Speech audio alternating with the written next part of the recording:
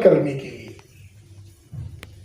ज्योतिबा फुले ने जिंदगी लगाकर यह आंदोलन चलाया, तो बाबा साहब अंबेडकर ने, ज्योतिबा फुले ओबीसी है, बाबा साहब अंबेडकर ने उनको गुरु माना और गुरु मानते हुए छाती ठोक कर कहा कि मुझे ज्योतिबा फुले का शिष्य कहने में मुझे शर्म नहीं लगती, मुझे गर्व लगता है। अगर नहीं होते फुले तो नहीं होता मैं। बाबा साहब ने उनके आंदोलन की व्याख्या की, अगर नहीं होते ज्योतिबा फुले तो मैं नहीं होता। शाहू जी महाराज जिन्होंने लड़ाई लड़ी सेपरेट इलेक्टोरेट के लिए, उन्होंने बाबा साहब अंबेडकर को कहा, ए लड़ो तुम, सेपरेट इलेक्टोरेट की डिमांड करो। मराठा कुर्मी पटेलों को कहा तुम भी सेपरेट इलेक्टोरेट की डिमांड करो। राजा होने के बावजूद उन्होंने खुद डिमांड किया और खुद पॉलिटिकल पार्टी बनाई। क्यों? वो जानते थे समय का तकाजा, अब राजतंत्र नहीं चलेगा, अब इस देश में एक नई सिस्टम आने वाली। उन्होंने खुद होकर पार्टी बनाई, तो ब्राह्मणों ने देखा एक राजा खुद पार्टी बना रहा है और सभी लोगों को इकट्ठा कर रहा है। ब्राह्मणों ने योजना बनाकर 6 मई 1922 को उनकी हत्या कर डाली। हमारे निकम जी बता रहे थे तथ्य होने के बावजूद हो गए, उनको परेशान कर रहा है, उनका काम हो गए मगर परेशान कर रहा है। तो तुम्हारा ये जो संगठन का के लिए इंडियन रिसर्च स्कॉलर एसोसिएशन, आप हमें एप्लीकेशन दो, ये इनकी साइन का इस्तेमाल करो, वो लेटर उसको ईमेल पर जाएगा और उसको कहेगा हमारे आदमी की बात गलत है तो हमें लिखित में भेजो, हम कार्रवाई करेंगे। बताओ, या तुम्हारी बात बताओ। अरे हम लोगों ने, लोग बोलते इतिहास का रीराइट करो, हम लोगों ने लिखा वर्तमान क्षत्रिय पूर्व में कौन थे, तो हमने एक एक मुद्दे खारिज करते हुए कहा चाणक्य पैदा ही नहीं हुआ। हमने इतिहास को ढूंढा, अरे चाणक्य का कोई नामो निशान है क्या, उसका कोई बर्थ प्लेस है क्या, अशोका के शिलालेख में उसका नाम दर्ज है क्या, अशोका की भाषा पाली है और इसका अर्थशास्त्र संस्कृत में बड़ा गजब का बातें है। उसका अगर गुरु था तो गुरु की भाषा शिष्य की भाषा होनी चाहिए। तो हमने इनाम घोषित कर दिया। मालूम है, ब्राह्मणों की बुद्धिमत्ता, जो ब्राह्मणों की बड़ा चालाक चतुर जमात है, उनको हमने चुनौती दिया। अभी इस कार्यक्रम का लाइव टेलीकास्ट हो रहा है, पूरे ऑल इंडिया के लोग देख रहे हैं। यहां से भी हम कहते हैं, स्कॉलरों की सम्मेलन में कहते हैं, ए ब्राह्मणों, हमने सिद्ध कर दिया कि चाणक्य काल्पनिक है, वो पैदा ही नहीं हुआ है। तो हमने उधर गुजरात में, उधर गिरनार जहां अशोका का शिलालेख है, वहां पर हमने सम्मेलन लेकर कहा, तो मेश्राम साहब ने कहा कहने से हमारे समाज को समझ में नहीं आएगा, हम अनाउंस करते हैं कि हमारा जो रिसर्च है चाणक्य पैदा ही नहीं हुआ, ये हमारी रिसर्च है। अगर किसी ब्राह्मण को बुरा लगता है तो वो सिद्ध करे चाणक्य पैदा हुआ है, ये कोई सिद्ध करेगा चाणक्य पैदा हुआ है, जिससे हमारा रिसर्च खारिज हो जाएगा, तो हम उसको 10 लाख का इनाम देंगे। अब ये घोषित कर 15 अप्रैल 2022 को घोषित कर दिया। अभी तक किसी ब्राह्मण ने 10 लाख का इनाम लेने के लिए आगे नहीं आया। अब इंडियन रिसर्च स्कॉलर एसोसिएशन का ये प्रथम राष्ट्रीय अधिवेशन है और ये भारत की राजधानी है और यहाँ बड़े बड़े तुर्रम खान इतिहासकार रहते हैं और बड़े बड़े यूनिवर्सिटीज है, यहाँ जेएनयू है, दिल्ली यूनिवर्सिटी है, बहुत सारी एजुकेशनल यहाँ इंस्टीट्यूशन है। तो इस मौके पर हम आज फिर से ऐलान करते हैं और इसमें थोड़ा ट्विस्ट लाते हैं, इसकी रकम को और थोड़ा बढ़ा देते हैं। जो कोई भी विद्वान ब्राह्मण स्कॉलर इतिहासकार लोगों को हम अपील करते हैं, ये जो इंडियन रिसर्च स्कॉलर एसोसिएशन के सम्मेलन में सभी विद्वान भाइयों के बीच में हम ब्राह्मणों को, विद्वानों को, रिसर्च करने वाले लोगों को अपील करते हैं, हमने काल्पनिक पात्र घोषित किया है चाणक्य को, तो हमारी रिसर्च को कोई खारिज करेगा और चाणक्य या कौटिल्य को ऐतिहासिक घोषित करेगा, उसको 1 करोड़ रुपए का इनाम आज हम इस अधिवेशन में घोषित कर देते हैं। चलो देख लेते हैं ब्राह्मणों में कितनी प्रामाणिकपना, ईमानदारी है और कितनी बौद्धिक योग्यता है। हमने दिखाया हमारी योग्यता,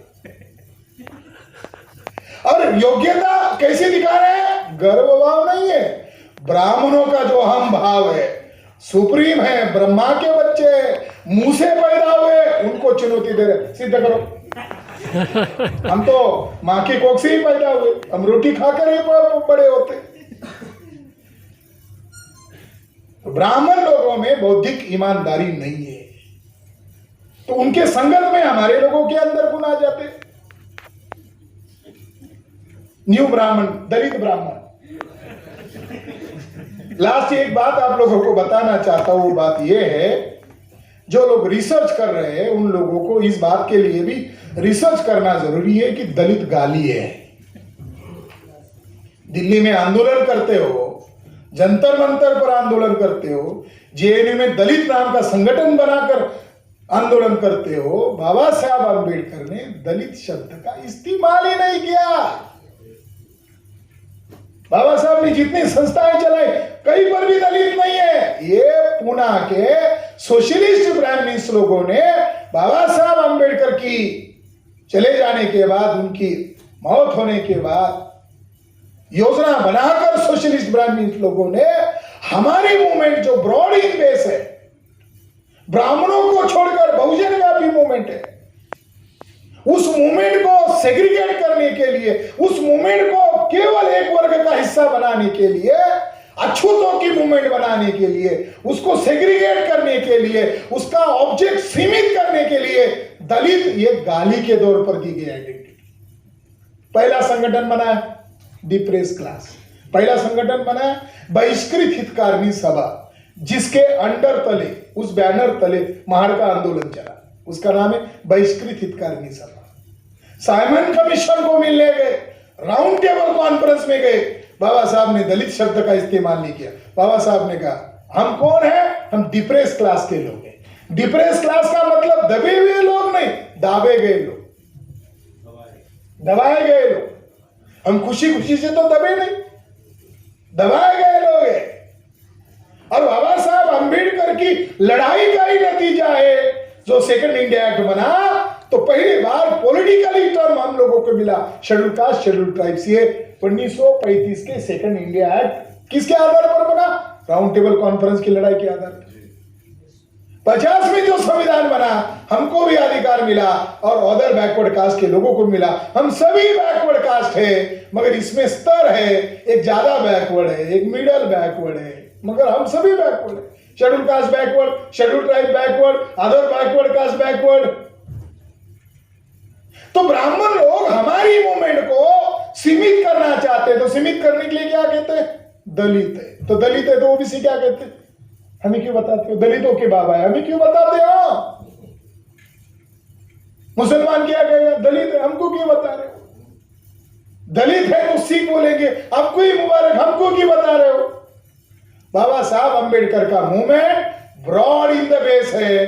तो दिल्ली एरिया में अब हम लोगों ने हस्तक्षेप करना शुरू किया, तो हमको ये जानकारी मिली कि हमारे लोग हाईली एजुकेटेड तो है, मगर दिमाग ब्राह्मणों के द्वारा चला रहे हैं। हमारी आइडियोलॉजी है, हमारे एजेंडे है, हमारी शब्दावली है, तब होगी लड़ाई। दुश्मनों के हथियार से लड़ाई नहीं जीती जा सकती। दलित भी गाली है, हिंदू भी गाली है। हम कौन है? बहुजन है। बहुजन कौन है? नागाज है। और नागाज कौन है? एशियन रूलर है। और एशियन रूलर जो नागाज है, यही भारत के मूल निवासी है। ये 3.5% लोग हैं। इन्होंने पार्लियामेंट पर कब्जा किया, विधायिका पर कब्जा किया, न्यायपालिका पर कब्जा किया, मीडिया पर कब्जा किया। और ये कब्जा करने वाली जो जमात है, ये अभी तक इंसान नहीं बनी है, वो आज भी अपने वर्चस्व को कायम कर रही है। बाबा साहब अंबेडकर ने अंतिम सचेत किया था, वह लॉ डिस्ट्रिक्ट कोर्ट था पुणे में, तो उसकी लाइब्रेरी का उद्घाटन बाबा साहब के हाथों से किया, लॉ मिनिस्टर होने के कारण। तो बाबा साहब ने सचेत करते हुए कहा था कि डेमोक्रेसी सफल होने की पहली शर्त है कि भारत में विषमता खत्म होनी चाहिए। पहली शर्त है। अगर डेमोक्रेसी रहेगी और बहुत बड़ी खाई रहेगी गरीब और अमीरों में। अरे कांग्रेस के लोगों पर आरोप लगाते थे स्विस में अकाउंट है, स्विस में अकाउंट है। अब कांग्रेस वाले लोगों को अवसर मिल गया कि आरएसएस बीजेपी के स्विस बैंक में अकाउंट हो गए। कोई विपक्षी नहीं, सारी की सारी पॉलिसी एक है। तो इस देश में विषमता बड़े पैमाने पर बढ़ गई है, और इस देश में बाबा साहब ने जैसा वाकिफ किया, अगर डेमोक्रेसी होने के बावजूद ये दरी और ज्यादा लंबी बढ़ेगी तो बाबा साहब अम्बेडकर कहते हैं लोकतंत्र 100% विफल हो जाएगा और उसका रूप विकराल हो जाएगा, अराजकता पैदा हो जाएगी और इस देश में हिंसक आंदोलन खड़ा होगा। बाबा साहब अम्बेडकर ने अलर्ट करते हुए कहा है। देख रहे 4 साल के मिलिट्री के नाम पर, निजीकरण के नाम पर देख रहे हैं नौजवान लोग हिंसा पर उतार हो गए, उनका कोई लीडर नहीं है, वो एग्जाम दे रहे, सिलेक्ट नहीं हो रहे। लॉकडाउन में कोई एग्जाम नहीं हुआ, अब एग्जाम देने की बात आई, नई स्कीम आ गई, अब नई स्कीम आ गई, सारे इंडिया में उसकी आग लग गई। अब पीएचडी हो जाओगे जॉब नहीं मिलेगा, बीएससी हो गए जॉब नहीं मिलेगा, एमएससी हो गए जॉब नहीं मिलेगा, हायर एजुकेशन हो गया जॉब नहीं मिलेगा। तो मैं आप लोगों को अपील करता हूं, क्या करने का? किसान सुसाइड कर रहा है, बच्चे सुसाइड कर रहे हैं, क्या करने का? तो साथियों, जिस व्यवस्था ने आपको हताश कर दिया है, निराश कर दिया है, जीने की चाहत खत्म कर रही है, उस व्यवस्था को बदलने के लिए आगे आना होगा। और उसके लिए कितने साल? केवल 10 साल। इस देश में हम जन आंदोलन की तैयारी कर रहे हैं। मैं भी लेक्चरर हूं, जॉब छोड़कर मैं फुल टाइम बन के काम कर रहा हूं 20 साल से। ये सरदार साहब हमारे फुल टाइम है और मीडिया का काम कर रहे हैं। तो हमें बुद्धिमान लोगों की जरूरत है, और बुद्धिमान लोगों के साथ साथ ये लड़ाई लड़ने के लिए हमें बहुत लोगों की जरूरत है। तो आप इस राष्ट्रव्यापी जन आंदोलन में आ जाओ।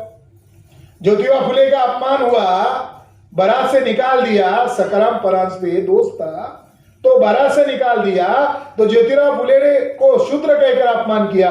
ज्योतिबा फुले ने कितना हिस्टोरिकल बदला लिया, अपमान किया, उन्हीं समाज को जगाया जिनका अपमान हुआ। बाबा साहब को तो स्कूल में बैठने नहीं देते थे, इतनी डिग्री हासिल की, आज तक उनकी बराबरी कोई नहीं कर रहा है। मगर इतनी डिग्री हासिल करने के बावजूद बाबा साहब ने जीवन भर शपथ लिया, मैं सरकारी जॉब नहीं करूंगा, जिंदगी लगाया, तब जाकर ये हुआ। हमारे साथी ने मुझे एक जानकारी दी, एक न्यूज आई है अभी फिलहाल, उसका हेडिंग है आईआईटी बीएचयू में एमटेक के छात्र ने लगाई फांसी, हॉस्टल में लटका मिला शव। आज की खबर है, बीएचयू ब्राह्मणवाद का गढ़। ये जो साउथ इंडिया में हैदराबाद में हमारा आदमी मरा, उसको लटकाया हॉस्टल में, वो लटका नहीं, उसको बीजेपी के लोगों ने, स्मृति ईरानी ने मारा, रोहित वेमुला। और हम लोगों ने बीएचयू में काला झंडा दिखाया मोदी को, हम लोग अरेस्ट हुए थे उत्तर प्रदेश में। अभी भी एक मुस्लिम लड़का गायब है, पता नहीं है, उसके परिवार वाले रो रहे, मालूम ही नहीं है। कोई लड़ाई लड़ रहा है तो उसको मार दिया जाता है, कोई सिख पढ़ाई कर रहा है, हताश होकर हॉस्टल में अपनी जान लटका रहा है। क्या है देश का भविष्य? कोई पॉलिटिकल पार्टी हमारी इश्यू बनने के लिए तैयार नहीं है, ब्राह्मणवादियों के खिलाफ लड़ने के लिए तैयार नहीं है। नॉर्थ इंडिया में मायावती को शेड्यूल कास्ट में बड़ी नेता माना जाता था, बीजेपी के लोगों ने समर्थन मांगा भी नहीं। बीजेपी के लोगों ने लेटर हेड पर मायावती को समर्थन मांगा ही नहीं। मायावती जी ने बिना मांगे बीजेपी के राष्ट्रपति पद के कैंडिडेट को समर्थन भी दे दिया, बिना मांगे। जिनसे लोग लड़ने की उम्मीद लगा रहे हैं, उन लोगों ने समर्थन दे दिया। अब किससे अपेक्षा रखोगे? राष्ट्रव्यापी जन आंदोलन के अलावा साथियों हमारे पास कोई विकल्प नहीं है। हमें हताश होने की जरूरत नहीं है, निराश होने की जरूरत नहीं है। हमारे पास आबादी ज्यादा है, जनसंख्या ज्यादा है, कुत्ते बिल्ली की तरह मार दिए जा रहे हो। लॉकडाउन में कितने लोग मार दिए गए अभी डिस्क्लोज हो रहे, करोड़ों के आंकड़े। उत्तर भारत के देशों बिहार तक चले गए, पता ही नहीं चलता कितने लोग मार दिए। सरकार क्यों बताएगी अपनी वास्तविक आंकड़े? हम लोग कुत्ते बिल्लियों की तरह मरने के लिए तैयार नहीं है। इस देश को, इस देश की संविधान को बचाने के लिए युवाओं को और उसमें भी शोध छात्राओं को आगे आना होगा। आपकी ज्यादा जिंदगी नहीं, 10 साल आपकी जिंदगी हमें दो, हम इस देश को आजाद करके दिखाएंगे। क्या है हमारे लोगों का भविष्य, क्या है हमारे लोगों की स्थिति परिस्थिति, तो हम देखते हैं बहुत हताशजनक है। मगर दूसरी तरफ देखते हैं इस देश में जन आंदोलन होने वाली परिस्थिति परिपक्व बन गई है, यानी उसका जो मैच्योर पीरियड चाहिए, अगर हम लड़ाई लड़ेंगे तो यकीनन हम आजाद हो जाएंगे। और इस देश में एक ऐतिहासिक आंदोलन होने वाला है, जिन्होंने ईवीएम को हथियार बनाकर हर चुनाव को वो जीत रहे हैं। मोदी ने कांड करवाया, जुडिशरी को मैनेज कर उनके फेवर में फैसले ले रहे हैं। मस्जिद को उन्होंने गिराया, जजेस को ब्लैकमेल करके इस्तेमाल करके अपने फेवर में फैसले ले रहे हैं। तो ईवीएम का कमाल है, आपका हायर एजुकेशन खत्म कर दिया गया, ईवीएम का कमाल है, व्यवस्था सड़ गई है, इसलिए एजुकेशन खत्म हो गया। हायर एजुकेशन जिसके पास पैसा है उसके एजुकेशन, रिटायर्ड होने के बाद कोई रिक्रूटमेंट नहीं। पाटिल साहब बड़े गर्व से कह रहे थे कि मैं 40 क्लास लेता हूं। ये विद्वत्ता का प्रश्न नहीं है, ये गुलामी का स्तर यहां तक आ गया है। जो 4 प्रोफेसर को पढ़ाना चाहिए, एक पाटिल साहब पढ़ा रहे, उनकी कॉलेज की स्थिति बता रहे, यानी वह रिक्रूटमेंट नहीं है। तो इसीलिए साथियों, इस देश में क्रांति सदृश परिस्थिति पैदा हो गई है, और इसके लिए शोध छात्र लोगों को इस आंदोलन में अगुवाई करनी होगी, पहल करनी होगी।